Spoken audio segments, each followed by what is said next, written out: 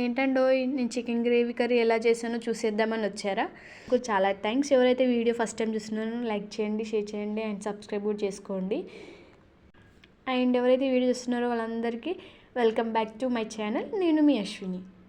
And నాకు అంతగా రాదు, కానీ నాకు నచ్చినట్టుగా నేను ఎలా చేశానో మీకు చూపిస్తాను. చాలే చెప్పిన కాడికి కానీ ముందు ఎలా చేయాలో చెప్పు అని అంటారా? చెప్తాను. ముందు 4 ఎక్కువ ఉల్లిపాయలు ఉండాలి. ఎక్కువ ఉల్లిపాయలు, కొంచెం కొత్తిమీర, కరివేపాకు, పచ్చిమిర్చి, కొంచెం టమాటో పేస్ట్, కొంచెము కొబ్బరి పేస్ట్ రెడీ చేసి పెట్టుకోవాలి.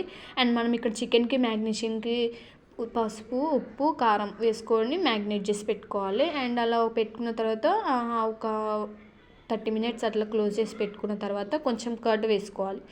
కర్డ్ వేసుకొని మళ్ళీ కొంచెం ఇట్లా మ్యాగ్నేషన్లా చేసి తర్వాత అది కొద్దిసేపు అట్లా ఒక 5 minutes అట్లా నాననివ్వాలి.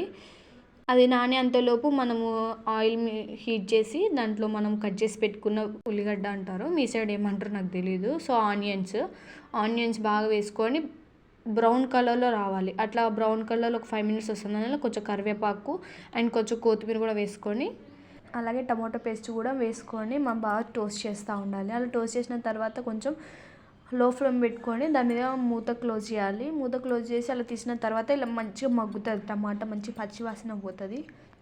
పచ్చివాసన పోయిన తర్వాత కొంచెం అల్లం వేసుకోవాలి. బట్ నేను అల్లంని క్లిప్ తీయలేదు. అల్లం ఖచ్చితంగా వేసుకోవాలి. అల్లం వేసుకుంటేనే టేస్ట్ వస్తుంది. అండ్ తర్వాత అలా వేసుకున్న కొంచెం అల్లం పచ్చివాసన పోయిన తర్వాత మనం మ్యాగ్నేట్ చేసుకున్న చికెన్ కర్రీ ఏదైతే ఉంటుందో అది వేసుకొని దాన్ని బాగా ఒకసారి టోస్ట్ చేసుకొని మళ్ళీ మూత పెట్టి మగ్గనివ్వాలి. మనము లో ఫ్లేమ్లో పెట్టుకొని మగ్గనిస్తేనే ఆ ముక్క అనేది కొంచెం టేస్ట్ వస్తుంది అండ్ ఉడుకుతుంది కూడా.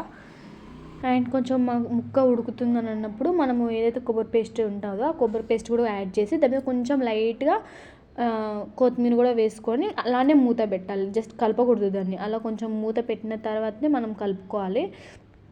అండ్ అది కొంచెం అయిన తర్వాత తీస్తే ఇలా ఉడుకుతూ ఉంటుంది. అలా ఉడికినప్పుడే మనము ఆ ముక్కని అంటే ఆ చికెన్ కర్రీని మనము టోస్ట్ చేసుకుంటూ ఉండాలి. అలా టోస్ట్ చేసుకున్న తర్వాత అది మనకి టేస్ట్ సరిపడా ఉప్పు సరిపోలేదని కూడా చూసుకొని ఒకసారి గ్రేవీ అంతా పైకి వచ్చినంత తేలుతున్నప్పుడు మనము ఏవైతే నీళ్ళు ఉంటాయో మనకు సరిపడా నీళ్ళు కూడా వేసుకోవాలి. వేసుకున్న తర్వాత మనము అలానే క్లోజ్ చేయాలి. ఇప్పుడే మసాలా ఏం వేయకూడదు.